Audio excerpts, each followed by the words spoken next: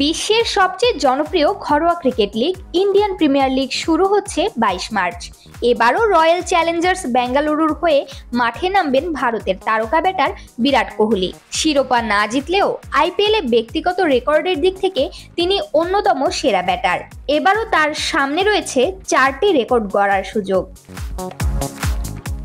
এখন পর্যন্ত আইপিএলে সবচেয়ে বেশি 50-র মালিক Australian batter David Warner. Delhi capitals ও সানরাইজার্স হায়দ্রাবাদের হয়ে তিনি করেছেন 66টি 50। কোহলির রয়েছে 63টি। চলতি আসরে মাত্র 3টি হাফ সেঞ্চুরি করলেই তিনি ওয়ার্নারকে টপকে 1 নম্বরে উঠে যাবেন।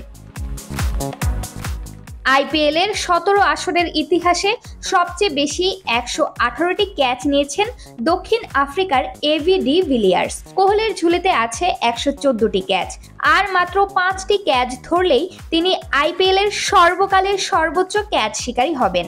গত আসরে তিনি 8টি ক্যাচ নিয়েছিলেন, তাই এই রেকর্ড ভাঙার সম্ভাবনাও বেশ উজ্জ্বল। আইপিএলে এখন পর্যন্ত কোহলির নামের পাশে রয়েছে 977টি বাউন্ডারি, আর মাত্র 23টি বাউন্ডারি হাঁকালেই তিনি হবেন প্রথম ব্যাটার যার আইপিএলে 1000 বাউন্ডারি ছোঁয়ার কৃতিত্ব থাকবে। টি-20 ক্রিকেটে প্রথম ভারতীয় হিসেবে 14,000 রানের মাইল ফলক ছুঁতে আর মাত্র 293 রান প্রয়োজন কোহলির। এবারের আইপিএলে এই মাইল ফলকও ছুঁতে পারেন 36 বছর বয়সী এই তারকা ব্যাটার। আইপিএল মানেই রানের বন্যা, বাউন্ডারির ঝড় আর নতুন রেকর্ড। কোহলির সামনে থাকা এই 4টি রেকর্ডও এবার আইপিএলে বাড়তি উত্তেজনা যোগ করবে। এবার কি তিনি ওয়ার্নার, ডি ভিলিয়ার্সদের ছাড়িয়ে যাবেন, নাকি আরও কিছুদিন অপেক্ষায় থাকতে হবে?